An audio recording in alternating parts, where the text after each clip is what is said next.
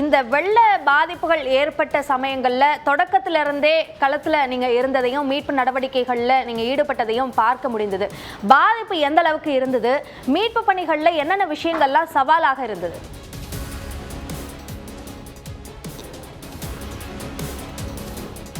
பாதிப்பு கிட்டத்தட்ட 4 மாவட்டங்களில் மிகப்பெரிய அளவிலான பாதிப்பு இருக்குது.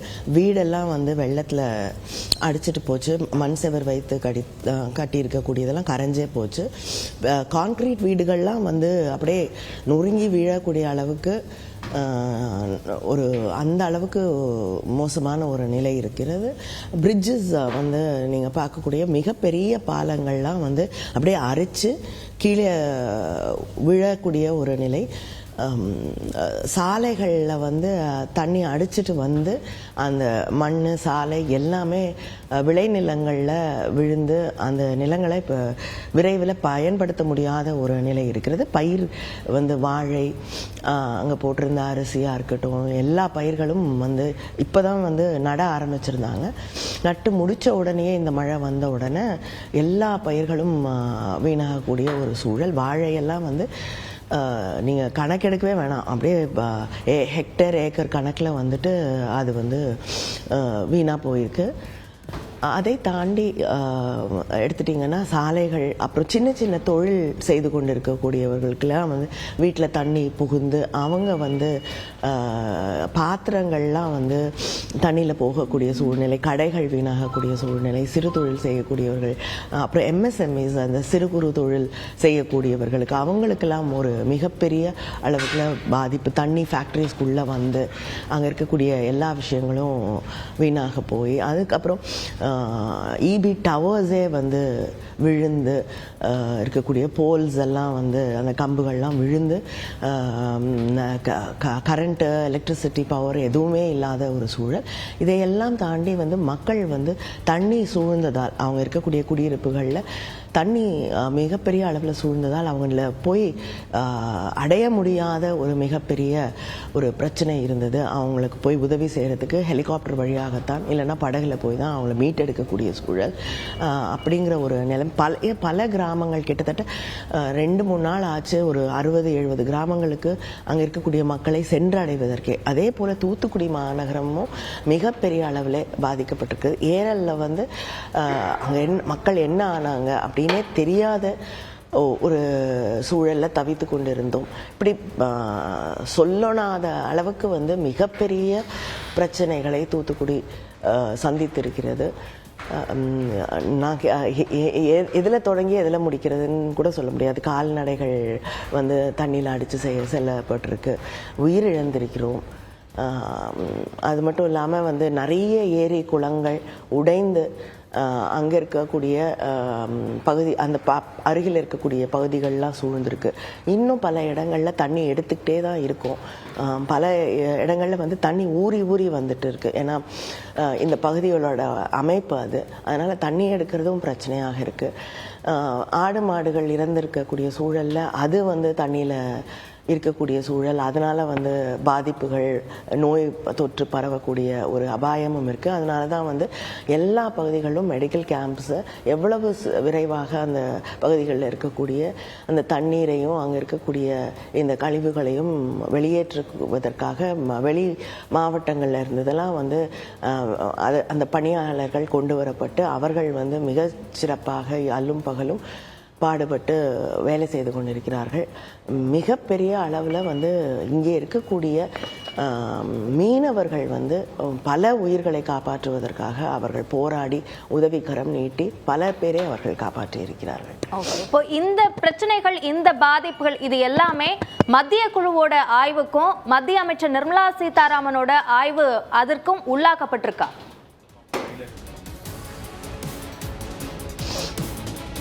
நாங்கள் இப்போ மற்ற மாவட்டங்கள்லேருந்தெல்லாம் அதிகாரிகள் வரவழைக்கப்பட்டு வீடு பாதிப்படைந்திருக்கக்கூடிய வீடுகளுடைய கணக்கெடுப்பு, முற்றிலுமாக பாதிக்கப்பட்டிருக்கக்கூடிய வீடுகள், பார்ஷியலாக பாதிக்கப்பட்டிருக்கக்கூடிய வீடுகள், அப்புறம் ஆடு மாடு கோழி வாத்து இதெல்லாம் இருந்திருக்கக்கூடிய அந்த கணக்குகள், அப்புறம் விவசாய நிலங்கள், பாதிக்கப்பட்டிருக்கக்கூடிய தொழில் செய்யக்கூடியவர்களுடைய அந்த கணக்கு இதையெல்லாம் வந்து எடுப்பதற்காக வெளி மாவட்டங்கள்ல நிறைய குழுக்கள் 3 நாளாக அவங்க வேலை செஞ்சுட்டு இருக்காங்க. இன்னைக்கு அல்லது நாளைக்குள்ள வந்து இந்த கணக்கெடுப்பு முடிந்துவிடும். நேற்று வரை எடுத்த கணக்கு அத்தனையுமே வந்து மத்திய குழுவிடமும் நேற்று வந்த நிதியமைச்சர் அவர்களிடமும் தெரிவிக்கப்பட்டிருக்கிறது. இவ்வளவு அவங்களும் வந்து நேரடியாக சென்று பல இடங்களை பார்வையிட்டிருக்கிறார்கள். அதனால் நிச்சயமாக ஒரு நியாயமான உதவிக்கரம் அங்கிருந்து ஒரு நிதி கிடைக்கும் என்று நம்புகிறோம். ஏன்னா பல அதிகாரிகள் சொல்லக்கூடியது வந்து சுனாமிக்கு பிறகு இப்படிப்பட்ட ஒரு மோசமான சூழலை அவர்கள் பார்த்ததே கிடையாது. அப்படிங்கிற அளவுக்கு இங்கே இருக்கக்கூடிய சூழல் மிக மோசமாக இருக்குது. அப்படியே வீடெல்லாம் வந்து நொறுங்கி விழுந்திருக்கக்கூடிய ஒரு இடங்களெல்லாம் பார்த்துருக்கோம். 1 கிலோமீட்டர் 2 கிலோமீட்டருக்கு ரோடே இல்லாத இடங்களும் இருக்குது. ஓகே, இப்போ இந்த பாதிப்புகள் இதையெல்லாம் சரி செய்யணும் அப்படின்னா நிவாரண நிதி தான் நிச்சயமாக அதை உடனடியாக விடுவிக்க வேண்டும் என்ற கோரிக்கையை தமிழ்நாடு அரசு தொடர்ந்து முன்வச்சிட்டு இருக்காங்க. இப்போ மத்திய அமைச்சரோட வருகைக்கு பிறகு அந்த நிதி கிடைப்பது என்பது வந்து விரைவுபடுத்தப்படும் அப்படின்னு நம்புறீங்களா?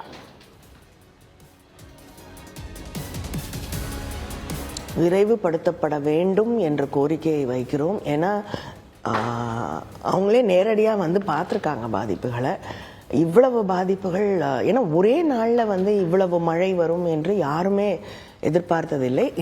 நேற்று யாரோ எனக்கு அனுப்பின பிரிட்டிஷ் காலத்து ரெக்கார்ட்ஸை படித்து பார்த்து கொண்டிருந்த பொழுது அப்பொழுது 18ஆம் நூற்றாண்டில் வந்து இந்த மாதிரி ஒரு மழை பாதிப்பு ஏற்பட்டிருக்கிறது. அதற்கு பிறகு இந்த அளவுக்கு வந்து மழை இந்த பகுதியிலே வந்ததே கிடையாது. பொதுவாகவே இங்கே தண்ணி கஷ்டம்தான் அப்படிங்கிறது அதிகமாக இருக்கக்கூடிய ஒரு மாவட்டத்தில் இந்த அளவுக்கு வந்து ஒரே நாளில் மழை பெய்து காயல்பட்டினத்துலலாம் 93 சென்டிமீட்டர்ஸ்க்கு மேலே மழை ஒரே நாளில் பெய்திருக்கிறது. இப்படிப்பட்ட ஒரு சூழலை நாம் வேறு எங்கும் சந்தித்திருக்க முடியாது. அதனால் அவங்க வந்து நிச்சயமாக இங்கே இருக்கக்கூடிய மக்கள் மீது மனிதாபிமானத்தோடு அவங்களுடைய வாழ்க்கை, அடிப்படை வாழ்க்கையே வந்து எல்லாருக்கும் வந்து அவர்களிடம் இருந்து ஒரே நாளில் பிடுங்கப்பட்டிருக்கு. அதனால் அதை உணர்ந்து அவர்கள் எவ்வளவு சீக்கிரமாக முடியுமோ ஒரு தாராள மனசோடு வந்து அவங்க வந்து நிதி அளிக்க வேண்டும் என்று கேட்டுக்கொள்கிறோம். ஓகே, இப்போ இந்த வெள்ள மீட்பு நடவடிக்கைகள் இது சார்ந்து எதிர்க்கட்சிகள் வைக்கக்கூடிய குற்றச்சாட்டுகள்ல பிரதானமாக முன்வைக்கப்படுவது முன்னெச்சரிக்கை நடவடிக்கைகளை மாநில அரசு எடுத்திருக்க வேண்டும் என்ற ஒரு குற்றச்சாட்டை முன்வைக்கிறாங்க. அதே மாதிரி தாமதமாக களத்திற்கு சென்றார்கள் மாநில அரசை சேர்ந்தவர்கள் என்ற ஒரு குற்றச்சாட்டையும் முன்வைக்கிறாங்க. அதற்கு உங்களோட பதில்?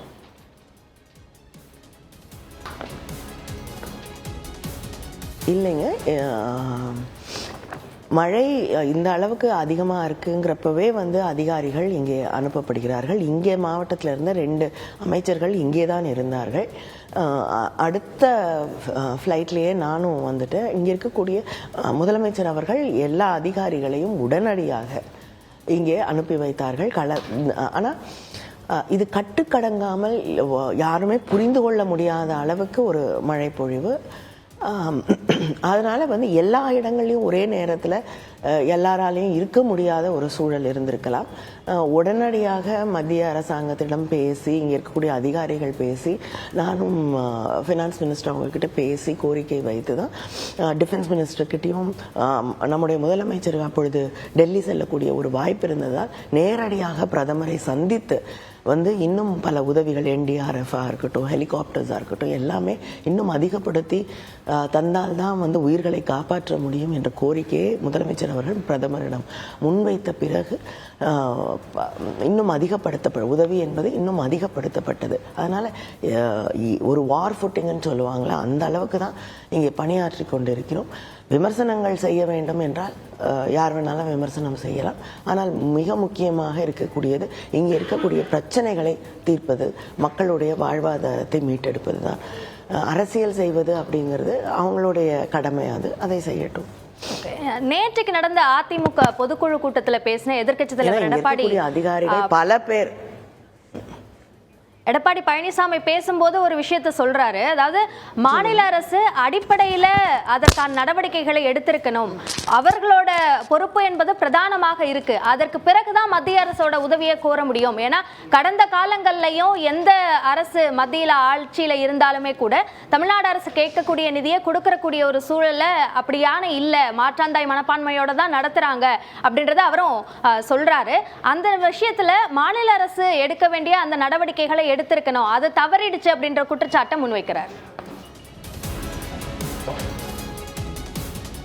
இல்லைங்க, இப்போ தாமிரபரணியில் ஒரே நாளில் கிட்டத்தட்ட 1.5 லட்சம் கியூசெக்ஸ்க்கு மேலே தண்ணி வருது அப்படிங்கிற ஒரு நிலை இருக்கும் பொழுது அங்கே இருக்கக்கூடிய அதிகாரிகளுக்கெல்லாம் தெரிவிக்கப்பட்டு நேரடியாக அங்கே சென்று மக்களை அப்புறப்படுத்தி இருக்கிறார்கள். பல பகுதிகளில் இருக்கக்கூடிய மக்கள் என்கிட்டயே ஏன் நீங்கள் வெளியில் வரல அப்படின்னு கேட்டப்ப இதுவரைக்கும் இங்கே தண்ணியே வந்ததில்லை, எங்கள் தாத்தா காலத்துலலாம் வந்து நான் சொல்கிறேன் இங்கே தண்ணியே வந்ததில்லை, தண்ணி வராதுன்னு சொல்லி நாங்கள் நினச்சி வரமாட்டோம்னு சொல்லிட்டோம் அப்படிங்கிற இது பல இடங்களில் வந்து அங்கே இருக்கக்கூடிய மக்கள் சொல்ல நானே கேட்டிருக்கேன். ஆனால் அப்படியும் வந்து மிக பாதிப்பாக இருக்கக்கூடிய இடங்கள், அபாயம் இருக்கும் அப்படிங்கிற இடங்கள்ல இருந்து கிட்டத்தட்ட வந்து கட்டாயப்படுத்தி தான் போலீஸ் காவல்துறை அதிகாரிகள் வந்து நேரடியாகவே எஸ்பியும் களத்தில் இருந்து தான் பல பேரை வந்து பத்திரமான இடங்களுக்கு அழைத்து வந்திருக்கிறார்கள்.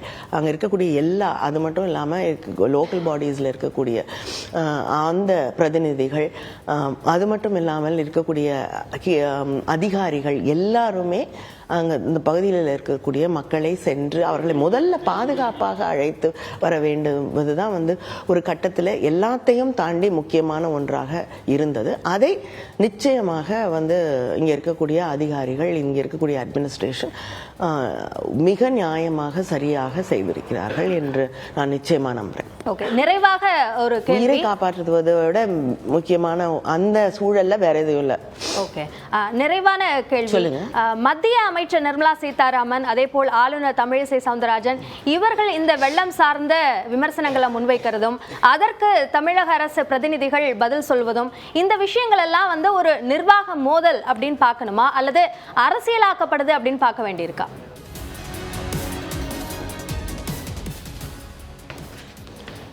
நிச்சயமாங்க இந்த ஒரு சூழல்ல வந்து எல்லா சின்ன சின்ன விஷயங்களையும் நாம் பிடித்து கொண்டு அதை ஒரு பிரச்சனையாக, மிக முக்கியமாக இருக்க வேண்டியது இங்கே இருக்கக்கூடிய மக்களை காப்பாற்றுவது தான்.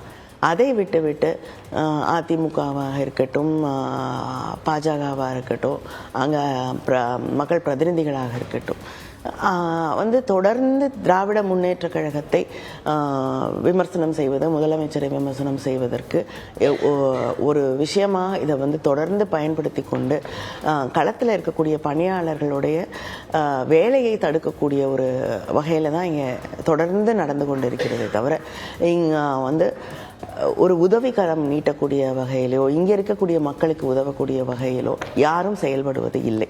விமர்சனங்களை மட்டுமே வைத்துவிட்டு தொடர்ந்து இதை வந்து அரசியல் செய்வதற்கான ஒரு வாய்ப்பாக அவர்கள் பார்த்து அதை தொடர்ந்து செய்து கொண்டிருக்கிறார்கள். அதுதான் உண்மை. நன்றி.